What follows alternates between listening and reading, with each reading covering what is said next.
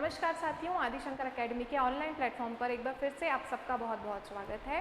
जैसे कि आप जानते हैं, हमने एक प्रैक्टिस सेट सीरीज है जो कि RRB NTPC under graduate exams जो अभी होने वाले हैं उस पर फोकस्ड है। हालांकि ये जो प्रैक्टिस सेट सीरीज़ हमने शुरू की है ये केवल एनटीपीसी एग्ज़ाम्स के लिए नहीं बल्कि और भी वनडे या पीएससी के एग्ज़ाम्स जिसमें भी जीके जीएस पूछा जाता है उसमें ये आपके लिए बहुत महत्वपूर्ण होने वाली है। कल इसकी एक पहली क्लास हुई थी जिसमें हमने लगभग 10 क्वेश्चंस को डिस्कस किया था, उसके आंसर देखे थे और उसके अलावा भी बहुत सारे फैक्ट्स हमने जो है वो प्रति क्वेश्चन हमने बहुत सारे फैक्ट्स देखे थे।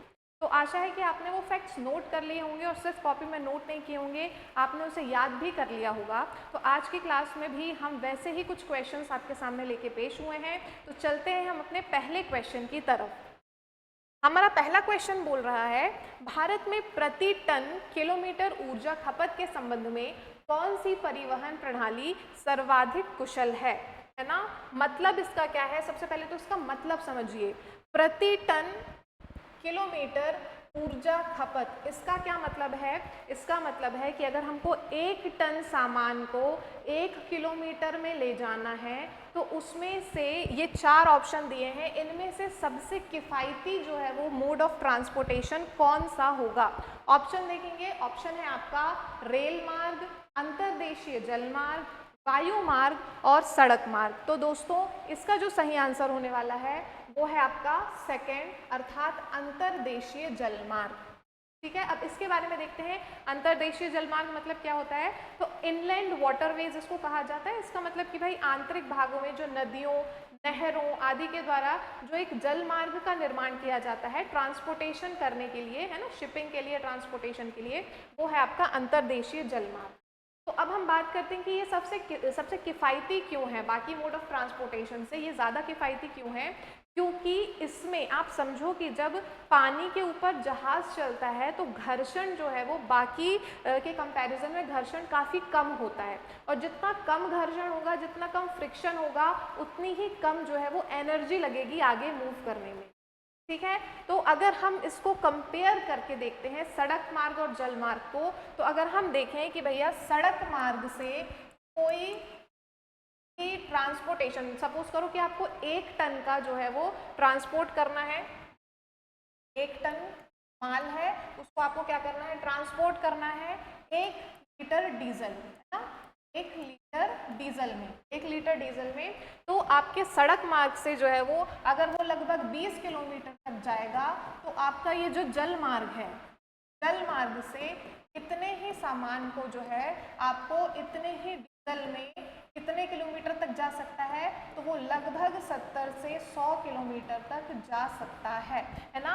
मतलब कि जो जल मार्ग है हमारा उसमें ट्रांसपोर्टेशन करने में प्रति किलोमीटर ऊर्जा जो है वो कम लगती है। ठीक है, मतलब कि हम कम ऊर्जा में ज़्यादा दूरी तक क्या कर सकते हैं, ट्रांसपोर्टेशन कर सकते हैं, ट्रांसपोर्ट कर सकते हैं। इसलिए इसका सही आंसर क्या है आपका जल मार्ग, अंतर्देशीय जल मार्ग। ठीक है, अगर हम बात करते हैं ये बहुत स्वच्छ भी है, इसमें बहुत ज़्यादा जो है वो पर्यावरण प्रदूषण भी नहीं होता है बाकी के कंपैरिजन में। और सबसे बड़ी बात है कि अंतर्देशीय, इसको अगर हम देखें कि भैया इसमें एक एक करके इसके बाद कौन सा किफ़ायती है, तो अंतर्देशीय जलमार्ग सबसे ज़्यादा जो है वो ऊर्जा खपत कम करता है, सबसे कम ऊर्जा खपत ये करता है। उसके बाद आपका आता है रेल मार्ग, ठीक है, इससे थोड़ा सा कम बेटर है। उसके बाद हम आते हैं तो सड़क मार्ग आएगा तीसरे नंबर पे, और सबसे महंगा साबित होता है दोस्तों वायु मार्ग। ठीक है, तो ये हमने जो है वो इसके बारे में काफ़ी सारी चीज़ें देख ली हैं। ये उतना ज़्यादा टफ क्वेश्चन नहीं था, ये आपका ट्रांसपोर्टेशन और उसमें थोड़ी सी साइंस जोड़ दी थी। ठीक, चलिए अब हम नेक्स्ट क्वेश्चन की तरफ बढ़ते हैं। नेक्स्ट क्वेश्चन हमारा बोल रहा है, ये आपका ज्योग्राफी से संबंधित है। उत्कल मैदान भारत के तटीय मैदान के किस भाग में स्थित है? तो दोस्तों ये क्वेश्चन पढ़ के ही आपको समझ जाना चाहिए, क्योंकि कल की क्लास में हमने पूरा जो है तटीय मैदानों की थोड़ा सा ढंग से उसको हमने पढ़ा था, है ना, पूर्वी तटीय मैदान और पश्चिमी तटीय मैदान। कल भी जो क्वेश्चन पूछा गया था वो पूर्वी तटीय मैदान से ही संबंधित था, है ना। तो कल मैंने आपको थोड़ा सा समझाया था उसके बारे में कि भैया किस मैदान को क्या कहा जाता है, पूर्वी तटीय मैदान में कौन कौन से मैदान आते हैं और पश्चिमी तटीय मैदान में कौन कौन से मैदान आते हैं। तो उसमें हमने कल ये उत्कल का मैदान भी पढ़ा था। तो इसके हम ऑप्शन देखते हैं। ऑप्शन क्या है? पूर्वी तटीय मैदान, कोंकण तट, मालाबार तट और पश्चिम तटीय मैदान। तो इसका सही आंसर होने वाला है क्या? पूर्वी तटीय मैदान। ये याद रखना है ना। अगर हम बात करते हैं भारत की, अगर हम बात करें तो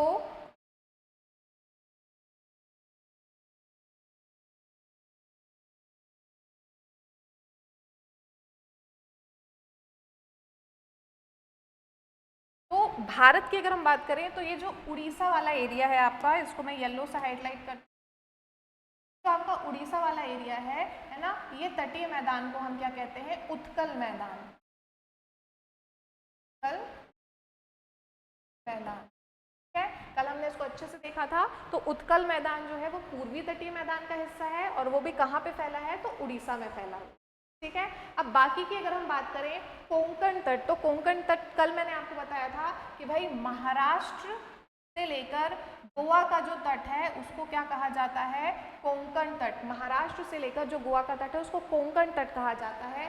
मालाबार तट की हम बात करते हैं तो मालाबार तट भी हमने देखा था, ये जो केरल का तट है ना, आपका कर्नाटक के लास्ट कर्नाटक से जो है शुरू होकर आपका केरल तक जाता है, इसको हम कह रहे थे मालाबार तट, है मालाबार। और ये क्या है आपका? कोंकण। ठीक, तो ये दोनों पश्चिम तट के हिस्से हैं और ये आपका उत्कल का मैदान पूर्वी तट में आता है। क्लियर है? अब हम नेक्स्ट क्वेश्चन पे चलते हैं।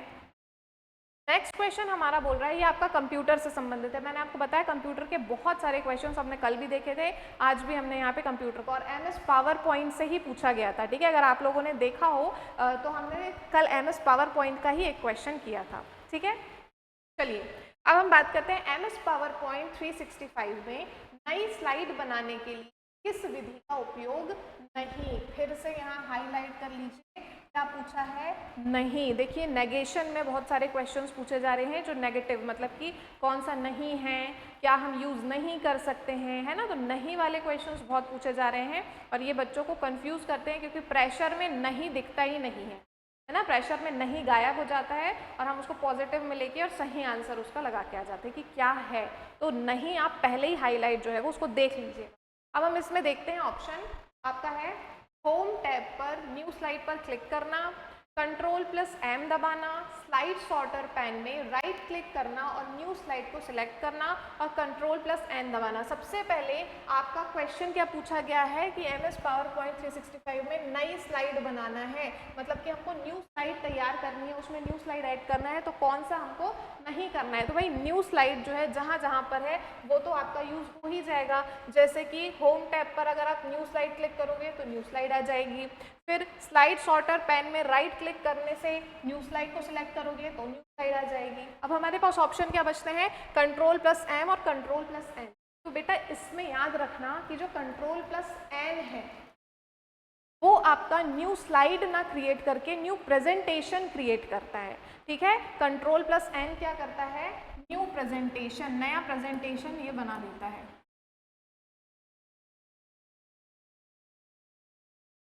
प्रेजेंटेशन क्रिएट करता है और Ctrl+M भी ये आपका जो है वो न्यू स्लाइड बनाता है। तो याद रखना है कौन सा नहीं होगा, तो इसका आंसर क्या होगा? Ctrl+N दबाने से आपकी न्यू स्लाइड नहीं न्यू प्रेजेंटेशन ही खुल जाएगा। क्लियर है? चलिए नेक्स्ट क्वेश्चन पे आते हैं हम। ये क्वेश्चन आपका जो है वो हिस्ट्री में भी जो विद्रोह है वो मैंने आपको बोला था कि हिस्ट्री में जो विद्रोह वाला पोर्शन है, किसान विद्रोह हुए हैं, है ना, जनजातीय विद्रोह हुए हैं, नागरिक विद्रोह हुए हैं, तो उनको आपको बहुत अच्छे से देखना है, खासकर जनजातीय विद्रोह को, ठीक है। तो ये वाला जो क्वेश्चन है दोस्तों ये भी आपका जनजातीय विद्रोह से ही संबंधित है। इसको देखेंगे, निम्नलिखित में से किस विद्रोह की जड़ इस तथ्य में निहित है कि अंग्रेजों ने आदिवासियों को ताड़ी के पेड़ों पर उनके पारंपरिक अधिकारों से वंचित कर दिया था। मतलब कि यहाँ पे एक टर्म का यूज किया गया है, क्या? ताड़ी के पेड़। तो यहाँ पे इसको हाईलाइट करेंगे। अब ऐसे तो भैया बहुत सारे जनजातीय विद्रोह हुए हैं, अलग अलग कारणों के लिए हुए हैं। तो ताड़ी के पेड़ों से संबंधित जो जनजातीय विद्रोह है उसके अब हम ऑप्शन देखेंगे। ऑप्शन क्या है? तेलंगा खारिया विद्रोह, मांझी विद्रोह, खासी विद्रोह और कोया विद्रोह। तो दोस्तों ताड़ी के पेड़ से जो संबंधित विद्रोह है वो है कोया विद्रोह, ये याद रखेंगे ना। क्या नाम है इसका? कोया विद्रोह। कोया विद्रोह की अगर हम बात करते हैं तो सबसे पहले कोया विद्रोह का हमको क्षेत्र देखना है, किस क्षेत्र में कोया विद्रोह हुआ है।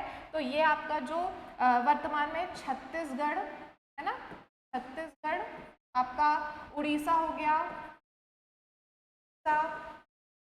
और आंध्र प्रदेश है ना, आंध्र प्रदेश के कुछ हिस्सों में आपकी कोया जनजाति निवास करती थी। ठीक है, तो कौन सा हो गया आपका? छत्तीसगढ़, उड़ीसा और आंध्र प्रदेश से संबंधित है कोया जनजाति, ये याद रखेंगे, इन राज्यों में फैली है। अब इस क्या हुआ था, ये विद्रोह कैसे हुआ कि ये जो कोया जनजाति है इनकी पारंपरिक आजीविका है ना निर्भर करती थी ताड़ी, ताड़ी का जो रस निकलता है ताड़ी के पेड़ से है ना, जिसको शराब के तरह से पिया जाता है, तो ताड़ी का जो रस निकलता है वो इसको बेच के जो है वो आजीविका कमाते थे, या इनकी आजीविका उसी पे निर्भर करती थी। और केवल आजीविका की बात नहीं है, जो इनकी संस्कृति भी है, पारंपरिक संस्कृति, उनका उसका भी ताड़ी से बहुत ज़्यादा क्या था, ताल्लुक था, संबंध था। लेकिन अंग्रेज़ों ने क्या किया, अंग्रेज़ों ने ताड़ी के पेड़ों को पे जो है वो कर लगाना शुरू कर दिया। और इसके बाद क्या किया कि उन्होंने ताड़ी के पेड़ों को यूज़ करके ताड़ी का रस निकालना उसको इलीगल घोषित कर दिया। अब कोई भी अगर ताड़ी का पेड़ों का यूज़ करेगा है ना बिना परमिशन के, तो उसको सज़ा का प्रावधान हो गया, जिससे जो है इनको बहुत ज़्यादा एक झटका लगा। क्योंकि आप समझिए कि किसी शख्स का अगर पूरा जीवन है ना, किसी समुदाय का पूरा जीवन एक ही कहना चाहिए पारंपरिक उद्योग पे चल रहा है और अचानक से उस उद्योग के जो है उसको उद्योग को छीन लिया जाए, तो उसका तो जीवन जो है वो आप समझेंगे कितना कष्टकारी हो जाएगा। तो इसी के चलते क्या हुआ था कि जब अंग्रेज़ों ने ये काम किया तो जो कोया आदिवासी थे उनमें बहुत ज़्यादा आक्रोश फैला है ना, उनमें बहुत ज़्यादा असंतोष की भावना उठी, और इसके चलते उन्होंने अंग्रेज़ों के खिलाफ क्या कर दिया, विद्रोह कर दिया। तो ये आपको मैंने बताया है, इसकी थोड़ी सी स्टोरी मैंने आपको ब्रीफ में बता दी है ताकि आपको याद करने में आसानी जाए, है ना। आपको जो सबसे इम्पॉर्टेंट चीज़ है वो याद रखनी है कि ये जो कोया आदिवासी हैं वो किस क्षेत्र से संबंधित थे, तो छत्तीसगढ़, उड़ीसा और आंध्र प्रदेश के राज्यों में जो है ये फैले हैं। क्लियर है? चलिए नेक्स्ट क्वेश्चन पे आते हैं हम। नेक्स्ट क्वेश्चन हमारा ये करंट से आ गया और देखिए ये बजट से है। तो मैंने आपको बताया है कि करंट से तो बहुत सारे क्वेश्चंस पूछे जा रहे हैं, और सबसे बड़ी बात है अगर हम इकोनॉमिक्स की बात करते हैं, अर्थशास्त्र की, तो उसमें आपके करंट से, चाहे वो इकोनॉमिक सर्वे हो चाहे बजट हो, इससे काफ़ी क्वेश्चंस पूछे जा रहे हैं, है ना। तो ये आप अच्छे से एक बार पढ़ लीजिएगा, जब आप एग्ज़ाम देने जाएं उससे पहले जो है वो इस साल का बजट देख लेना है, और जो आर्थिक सर्वे आया था, इकोनॉमिक सर्वे, आर्थिक सर्वेक्षण, उसके कुछ पॉइंट्स हमको देखने हैं। और ये भी जो है ये योजना से संबंधित है, मतलब कि योजना जो अभी हाल ही में इस बजट में कुछ प्रावधान किया होगा तो उससे संबंधित है। इसको पढ़ते हैं हम। केंद्रीय बजट 2025-26 में पेश की गई टनभार कर योजना, योजना का नाम देखिए, टनभार कर योजना, इंग्लिश में बोलते हैं इसको टनेज टैक्स स्कीम, किस क्षेत्र पर जो है वो कर लगाती है, मतलब ये किस क्षेत्र पर कर की व्यवस्था करती है। तो आपको बताना है कि टनभार कर योजना है ये इनमें से किस क्षेत्र से संबंधित है। ठीक है, अब इसके ऑप्शंस हम देखेंगे। सबसे पहले तो दूरसंचार कंपनियां, दूसरा है पोत परिवहन गतिविधियां, तीसरा है डिजिटल कंपनियां, और चौथा है विनिर्माण कंपनियां। तो याद रखिए ये जो टनभार वाला है ये आपका संबंधित है किससे, पोत परिवहन कंपनियों से, पोत परिवहन कंपनियों से जो है इसका संबंध है।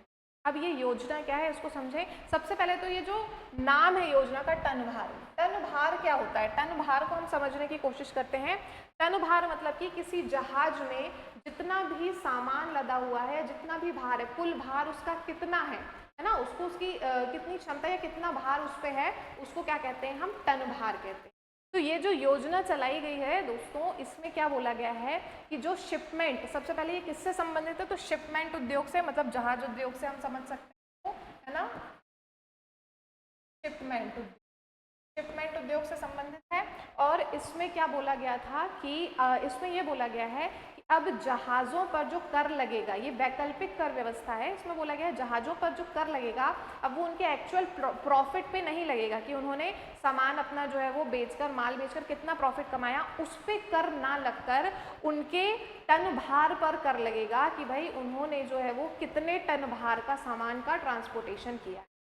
ठीक है, तो जैसे कि अगर हम बात करते हैं कि भैया किसी एक जहाज का टन भार कितना है, 10,000 टन, आप समझ लीजिए, तो उस पर जो है वो इस टन के हिसाब से या इस भार के हिसाब से उस पर कर लगाया जाएगा। अब चाहे इसको प्रॉफिट हो चाहे इसको लॉस हो, उससे मतलब नहीं है, इस टन भार पर ही उसको क्या करेगा, कर लगेगा। यही योजना है आपकी टन भार कर योजना। क्लियर है, समझ में आ गया ये? तो ये ध्यान से समझिएगा, टन भार कर योजना नाम से वैसा थोड़ा समझ में भी आ रहा है, किस है, पोत परिवहन गतिविधियों से संबंधित है। और ये योजना जो है वो इसका उद्देश्य क्या है इस योजना को लाने का, तो शिपमेंट उद्योग जो है उसमें कंपटीशन को बढ़ावा देना है ना, प्रतिस्पर्धा, स्वच्छ प्रतिस्पर्धा को बढ़ावा देना, जो आपका उद्योग है शिपमेंट उद्योग को बढ़ावा देना, प्रोत्साहित करना है ना, व्यापार को प्रोत्साहित करना। ये योजना जो है इस टाइप का जो कर है ये थोड़ा सा सिंप्लीफाई इसको कर दिया गया है कि भैया प्रॉफिट पे ना रखकर ओरिजिनल जो आपका टन भार है उस पर कर लगाया जाएगा, है ना। तो इसके कारण ये थोड़ी सिंप्लीफाई योजना हो गई है, जिससे ज़्यादा से ज़्यादा जो है वो शिपमेंट उद्योग में मतलब व्यापार बढ़ने की संभावना है। तो इस उद्देश्य से इस योजना को चलाया गया है। क्लियर है? चलिए नेक्स्ट हम देखते हैं। नेक्स्ट आ रहा है आपका, ये भी आपका इकोनॉमी से संबंधित है ना, ये पंचवर्षीय योजना। तो इकोनॉमिक का एक फेवरेट टॉपिक है इकोनॉमी में, कौन सा, पंचवर्षीय योजना। तो उसको अच्छे से देख लीजिएगा। क्या देखना है आपको, अभी तक कितनी पंचवर्षीय योजना आ चुकी हैं, किस योजना का कौन सा मॉडल है या उनका ईयर क्या है ये देखना है हमको, और किस योजना की विशेषता क्या है या उसमें किस चीज़ के बारे में बात की गई है ना। तो उस चीज़ को आपको देख लेना है। 12 योजनाएं आई हैं अभी पंचवर्षीय योजना अभी तक 12 ही हैं, तो उनको आप इजीली जो है वो याद कर सकते हैं। और अब पंचवर्षीय योजना तो खत्म हो गई, अब तो आती नहीं है ना, तो एक बार उसको अच्छे से याद कर लीजिए, उसके इम्पॉर्टेंट फैक्ट्स जो है निकाल लीजिए। यहाँ पे हम बात करेंगे अगर, तो क्वेश्चन पूछा गया है भारत की पंचवर्षीय योजनाओं के बारे में निम्नलिखित कथनों पर विचार करें, इनमें से कौन सा या कौन से कथन सही हैं। देखिए अब आपको मल्टीपल स्टेटमेंट वाला यहाँ पे दिया है ना, ये थोड़ा सा टफ तो नहीं बोलेंगे, लेकिन थोड़ा सिंपल हमको क्वेश्चन आंसर दिए जा रहे थे उससे थोड़ा सा एडवांस कैटेगरी का क्वेश्चन है। अब इसमें पहले तो 2 स्टेटमेंट को आपको अच्छे से देखना है। पहला क्या बोल रहा है, पहली पंचवर्षीय योजना हैरोल्ड डॉमर मॉडल पर आधारित थी और इसे खाद्य सुरक्षा को संबोधित करने के लिए कृषि विकास को प्राथमिकता दी। ठीक है। दूसरा स्टेटमेंट बोल रहा है दूसरी पंचवर्षीय योजना, जिसे महालनोबिस योजना के रूप में जाना जाता है, तीव्र औद्योगिकरण पर केंद्रित थी। अब इसमें से आपको बताना है कि कौन से स्टेटमेंट सही है। तो आपका है ना तो कथन 1 और ना तो कथन 2, दोनों कथन 1 और 2, केवल कथन 1 और केवल कथन 2। तो दोस्तों इसका सही आंसर होने वाला है आपका दोनों। ये दोनों कथन जो है वो बिल्कुल सही है। अगर आपने थोड़ा भी पंचवर्षीय योजना, ये पंचवर्षीय योजना का बहुत इजी क्वेश्चन है ना। दिखने में आपको ये मल्टीपल स्टेटमेंट दे दिया है तो हो सकता है कुछ लोग इसको कह रहे हैं ये तो टफ क्वेश्चन है, नहीं, इजी क्वेश्चन। अगर आपने पंचवर्षीय योजना पढ़ी है अच्छे से, ठीक है, तो ऊपर से ही ये क्वेश्चन पूछा गया है। ठीक है, सबसे पहले हम देखते हैं पहली पंचवर्षीय योजना, फर्स्ट 5 ईयर प्लानिंग, पहली पंचवर्षीय योजना। तो सबसे पहले इसका हमको सन देखना है, कब से शुरू हुई थी, तो 1951 से 1956 तक जो है वो आपकी ये योजना चली है। पहली पंचवर्षीय योजना 1951 से 1956 तक चली है। और ये किस मॉडल पर आधारित थी, ये बहुत महत्वपूर्ण क्वेश्चन है, याद रखेंगे। तो यहाँ पे दिया हुआ है ये हैरोल्ड डॉमर मॉडल पर आधारित थी। ठीक है, तो पहली पंचवर्षीय योजना किस मॉडल पर आधारित है, तो हैरोल्ड डॉमर मॉडल पर जो है ये आधारित है। ठीक है, इसमें किसकी बात की गई थी, तो याद रखिए प्रथम पंचवर्षीय योजना में खाद्य सुरक्षा की बात की गई है कि हमको खाद्यान्न बढ़ाना है, कृषि पर हमको आत्मनिर्भरता लानी है, कृषि को क्या करना है, फोकस करके कृषि विकास को प्राथमिकता जो है इस योजना में दी गई। ये आप जानते हैं कि जब भारत आज़ाद हुआ था उस टाइम पे जो है वो हमारे जो खाद्यान्न व्यवस्था है बहुत ही ज़्यादा जर्जर अवस्था में थी। भारत में खाने की बहुत कमी थी, खाद्यान्न की बहुत कमी थी, अकाल जैसी स्थिति थी। तो सबसे पहला हमारा फोकस क्या था कि भैया हमको कृषि पे फोकस करना है, खाद्यान्न ज़्यादा से ज़्यादा उत्पादन करना है। ठीक है, तो पहली पंचवर्षीय योजना 1951 से 56 में आई है और हैरोल्ड डोमर मॉडल पर आधारित है। किस पे फोकस था? तो खाद्य सुरक्षा अर्थात कृषि पर फोकस था। अब हम दूसरी पंचवर्षीय योजना की बात करते हैं, सेकेंड 5 ईयर प्लानिंग की। तो ये आई है आपकी 1956 से 1961 है ना, 1950 से 1960 के बीच में ये योजना आई थी, चली थी। ये किस मॉडल पर आधारित थी? याद रखेंगे, प्रसिद्ध अर्थशास्त्री महालनोबिस के नाम पर जो मॉडल बनाया गया है, महालनोबिस मॉडल। ठीक है, महालनोबिस मॉडल पर ये आधारित थी और इसमें किसको फोकस किया गया था? तीव्र औद्योगिकरण। पहली योजना में कृषि पर फोकस था, सेकेंड योजना में उद्योग पर फोकस था। ठीक है, याद रखेंगे, पहली योजना इसमें किस पर फोकस था? कृषि पर, और जो दूसरी योजना है उसमें उद्योग पर फोकस था और तीव्र औद्योगिकरण करना था, है ना, तीव्र औद्योगिकरण करना, भारी उद्योगों की स्थापना करना, इसका क्या था? ये एम था। ठीक है, तो ये दोनों ही आंसर सही हैं इनके बारे में। अच्छा, ये भी याद रखेंगे कि भैया इस योजना में जिसका उद्योग औद्योगिकरण, तीव्र औद्योगिकरण इसका मेन एम था, इसमें बहुत सारे उद्योगों की स्थापना की गई, भारी उद्योग की।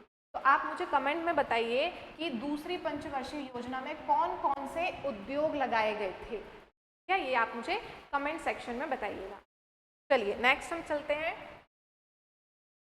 नेक्स्ट क्वेश्चन आ रहा है आपका, ये आपका इंस्ट्रूमेंट से आ जाता है, म्यूजिकल इंस्ट्रूमेंट से संबंधित है। निम्नलिखित में से कौन सा अवनद्यवाद नहीं है? क्या बोल रहा है? अवनद्यवाद कौन सा नहीं है? ठीक है, ऑप्शन हम देखते हैं, डमरू, तबला, ढोल, मंजीरा। अब देखिए, अगर ये क्वेश्चन तो थोड़ा सा आपको टफ लग सकता है, लेकिन ऑप्शंस इसके बहुत इजी हैं। अगर आपको अवनद्यवाद के बारे में नहीं भी पता है तो भी आप इसका क्या कर सकते हैं? सही आंसर दे सकते हैं। बस इसमें वही है कि ऑड वन को छांटना है आपका। तो सबसे पहले तो हम अवनद्यवाद समझते हैं। अवनद्यवाद क्या होता है? इसको मैम्ब्रोफोन्स भी कहा जाता है। मैम्ब्रोफोन्स मतलब कि जिसमें मेम्ब्रेन होती है, झिल्ली होती है। तो अवनद्यवाद वो बाद होते हैं जिनको बनाने के लिए झिल्ली का यूज़ किया जाता है और झिल्ली को खींच कर जो है वो उसको जो है वो लगाया जाता है इंस्ट्रूमेंट में, ताकि जब हम उस पर थाप दें, है ना, तो क्या हो? आवाज़ निकले। ठीक है, तो आपने सबने देखा है कि भैया जो भी झिल्ली वाले या ऐसे खींच के जो तान के झिल्ली लगाने वाले हैं, आपका डमरू भी दो साइड में उसका जो है वो ऐसे ही झिल्ली खींच कर लगाई जाती है, वो भी अवनद्यवाद यंत्र है। फिर हम देखते हैं तबला में भी वैसे ही है। ठीक है, खींच के तान के झिल्ली लगाई हुई है। आपका ढोल भी वैसा है, ढोल, ढोलक, नगाड़ा, मतलब जिसमें भी जो ऐसे झिल्ली लगा के उसको टाइटली बांधा जाता है और ताकि उसमें क्या हो, जब हम उसको बजाएं या उस पर थाप दें तो आवाज़ निकले, तो कहते हैं अवनद्यवाद। ठीक है, तो ये सारे आपके क्या हैं? अवनद्यवाद यंत्र हैं। और क्वेश्चन क्या पूछा है? कौन सा नहीं है? तो इसका सही आंसर क्या हो जाएगा आपका? मंजीरा। ठीक है, मंजीरा आप सब समझते होंगे, है ना, दो उसका जो है वो मेटल का है और उसको ऐसे हम हाथ में पकड़कर क्या करते हैं? बजाते हैं। तो वो अवनद्यवाद नहीं है, उसको किसी भी झिल्ली का प्रयोग नहीं किया गया है। तो इसका आंसर क्या है आपका? मंजीरा। क्लियर है? चलिए नेक्स्ट क्वेश्चन पे आते हैं। नेक्स्ट क्वेश्चन बोल रहा है, ये आपका जो है ये आपका हिस्ट्री से संबंधित क्वेश्चन है। तख्त ए बही शिलालेख किस क्षेत्र से संबंधित है? ये थोड़ा सा आप बोल सकते हो कि ऑड क्वेश्चन है ना। तख्त ए बही शिलालेख, तख्त ए बही शिलालेख जो है वो किस क्षेत्र से संबंधित है? ऑप्शन आपका आएगा गुजरात, कन्नौज, आगरा या गांधार। तो दोस्तों इसका जो सही आंसर होने वाला है वो है डी, गांधार।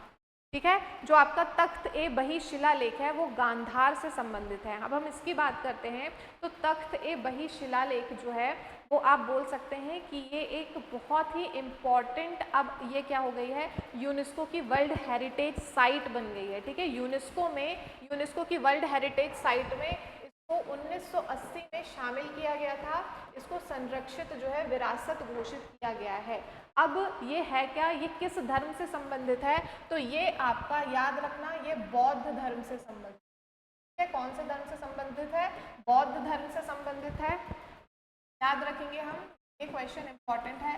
बौद्ध धर्म से, और बौद्ध धर्म की भी कौन सी शाखा से संबंधित है? तो बौद्ध धर्म की महायान शाखा से है, महायान शाखा से ये संबंधित है।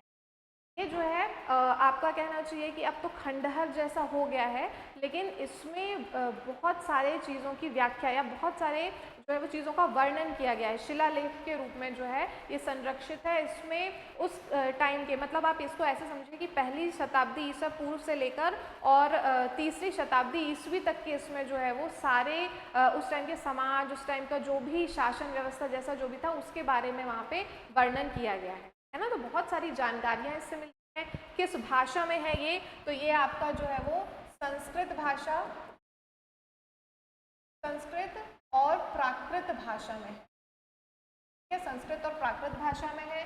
किस लिपि में है? तो ये आपकी ब्राह्मी और खरोष्ठी लिपि है। ब्राह्मी और खरोष्ठी लिपि, खरोष्ठी याद रखेंगे, ब्राह्मी और खरोष्ठी। एक और चीज़ है इम्पॉर्टेंट कि इसका संबंध किस स्थापत्य कला से है? तो ये गांधार स्थापत्य कला से संबंधित है। गांधार स्थापत्य है, गांधार स्थापत्य से जो है वो ये संबंधित है। क्लियर है? तो इसको अच्छे से समझ लीजिए। किसकी बात कर रहे थे हम? तख्त ए बही वर्तमान में ये कहाँ पे है? तो अभी तो हमने गांधार की बात कर ली, प्राचीन काल में गांधार में था, अभी वर्तमान में ये पाकिस्तान में है। ठीक है, याद रखेंगे कहाँ पे है ये? पाकिस्तान का जो एक खैबर पख्तूनख्वा जो वाला एरिया है वहाँ पे ये स्थित। ठीक है, इसके बारे में हमने जो है ये सारी चीज़ें देख ली हैं। क्या नाम है इसका? तख्त ए बही। तख्त ए बही जो है क्या है? मॉन्यूमेंट है, बोलना चाहिए, वर्ल्ड हेरिटेज साइट है। 1980 में इसको यूनेस्को की वर्ल्ड हेरिटेज साइट में शामिल किया गया और इसके बारे में हमने ये सारे फैक्ट्स देख लिए। क्लियर है? तो आज जो है वो, आज हमारा यहाँ पे हम इस सेशन को कंप्लीट करते हैं। आज हमने लगभग 8-9 क्वेश्चंस देख लिए हैं, उनके बारे में हमने जो है उसके अलावा भी बहुत सारे फैक्ट्स देखे हैं। ये फैक्ट्स आपकी कॉपी में आप लिख लीजिएगा और उसको अच्छे से याद कर लीजिएगा। ठीक है, तो इसमें बिल्कुल भी आपको कोताही नहीं बरतनी है। इसके पहले भी हमने एक पूरी सीरीज़ चलाई थी, तो अगर आप उसके क्वेश्चंस इसके क्वेश्चंस मिला के देखेंगे तो आपके पास ऐसे बहुत सारे क्वेश्चंस का सेट बनता जाएगा, है ना, जो आपको कम से कम डेली जो है वो 50 से 60 क्वेश्चंस डेली प्रैक्टिस करना चाहिए। ठीक, जो वनडे एग्जाम्स या जो ऑब्जेक्टिव एग्जाम से इसकी तैयारी कर रहे हैं, जिसमें जीके जीएस पूछा जाता है, तो लगभग 50 से 60 क्वेश्चन डेली प्रैक्टिस करने चाहिए आपको। ठीक, तो इनमें से कुछ क्वेश्चंस हमने यहाँ देखे हैं। आई होप ये सेशन आपके लिए फ्रूटफुल रहा हो। आज के लिए इतना ही। हम फिर कल ऐसे ही कुछ इंटरेस्टिंग जो क्वेश्चंस हैं, इंपॉर्टेंट क्वेश्चंस, उसके साथ आपके सामने पेश होंगे। आज के लिए इतना ही। जय हिंद, जय भारत।